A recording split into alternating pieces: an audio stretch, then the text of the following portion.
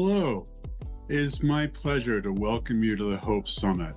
I'm Bob Sege, and I direct the group at the Hope National Resource Center that is developing and disseminating the Hope Framework. We'd like to give you a recipe, and the recipe is something that you will look at the ingredients and perhaps make your own creation from.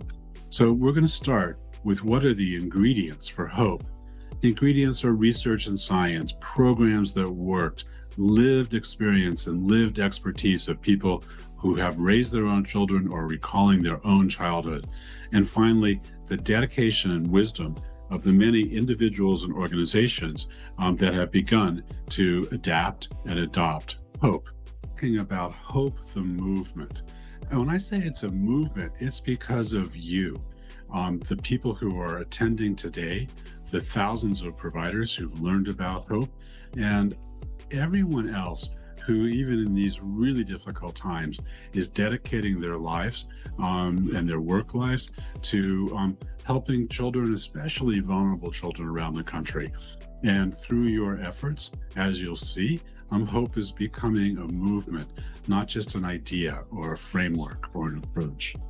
And I've had the pleasure of going all around the country and talking with many people. Many of them are themselves working for organizations that help children and families. And what I found is that they bring their own experience and expertise of life into how they talk and work with the individuals who they serve. And I want to say that it's really a beauty of having a framework, because when people adapt the hope framework to match their own situation or the communities they live in, they're using the framework. It's not a program where you have to follow a manual and say all the words that are on page 198. This is a manual where people can bring all of their own work into this framework within a set of constraints that really have us focus on what we know is important for children through these positive experiences. I found personally and professionally, it's really a profound joy in knowing the people who care for children and families, what makes them tick, know how parents love their children, all of the strengths that they bring into the picture, to understand them, to find things to admire. The first reason for hope is this idea that even in the most ordinary interactions that we have with other human beings, we can embody extraordinary care. We care about these two things at the same time, about quality, about equity. And the question for many of us in our work is, how do we grow quality with equity? But this is a very difficult task for all of us who work in communities that presently and historically have very limited access to resources. And the task has been made harder by the way we think, define, and measure quality. We create this division between high resource and low resources. And we treat that as the difference between high quality and low quality.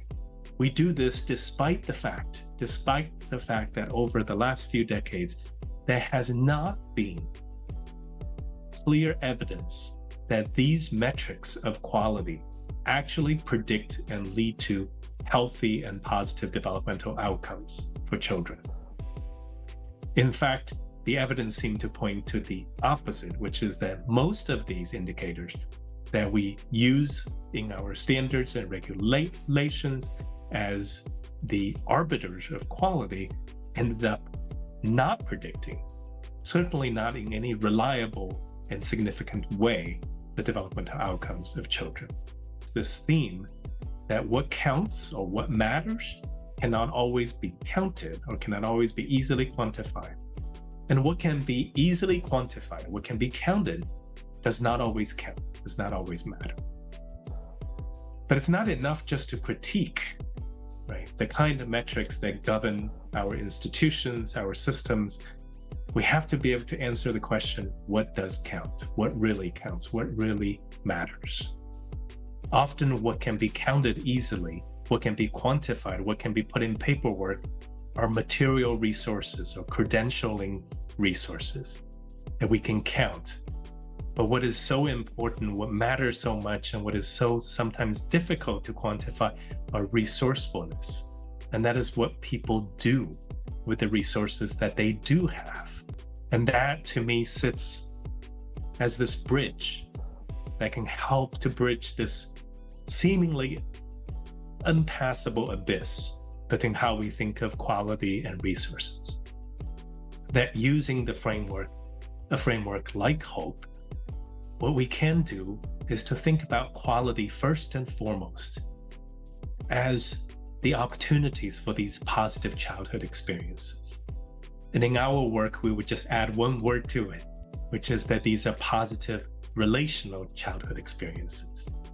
That every one of the HOPE questions, every part of the HOPE building blocks cannot exist without relationship between human beings. And that when we look for these positive relational childhood experiences, surely we can look for it everywhere. We can find it in places that have lots of resources. But it's important to recognize that just because a place have lots of resources doesn't mean that these resources are actually used to promote positive childhood experiences. That happens often. And by the same token, we can find readily that these experiences exist in communities that have limited access to resources. It is not an excuse to deprive and put barriers to the access of resources, but we can advocate for equitable resources while recognizing that the communities have always been resourceful, resilient, and has made the most of the human resources that they have. The image that comes to my mind are these very ordinary looking marshlands that in the New England area, it doesn't take very far to drive to a quiet part of the coast and just see these very ordinary marshlands. They're not as spectacular as beaches or mountains and cliffs, but they serve as such an important protective buffer for everything they hold inside and everything on this side of it.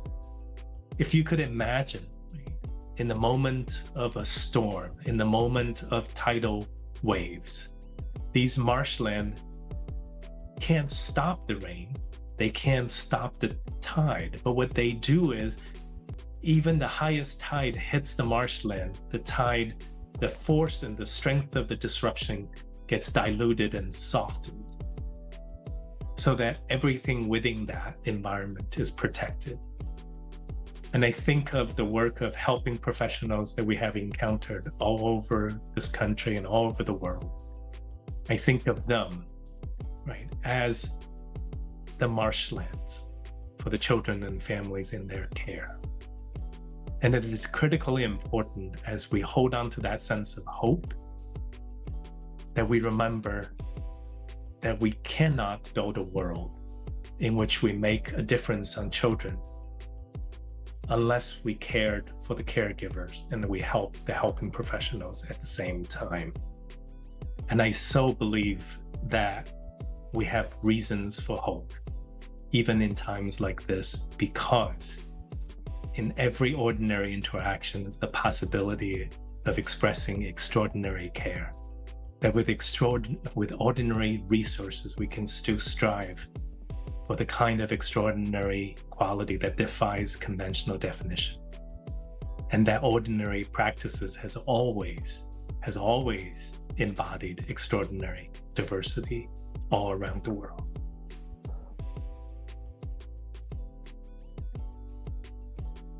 It turns out hope looks really different sector to sector and organization to organization, right? Which means there isn't just one right way to do it, which means that the way a school assesses their environment and changes things is going to look really different than how a pediatric clinic does it.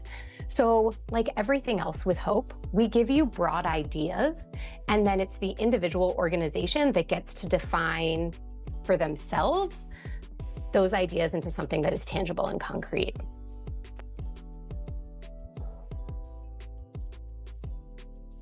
That type 1 thinking is like that really automatic gut response to a situation. And for so many of us, going to the positive is not our type 1 thinking, right? Because we can say we should be strengths-based, we should focus on the positive. But for those of us, myself included, where that is not our gut response to a situation, that's not our type 1 thinking, we have to shift into that type 2 thinking, right? Which is a little bit more intentional. We have to make the choice that we are going to focus on the positive.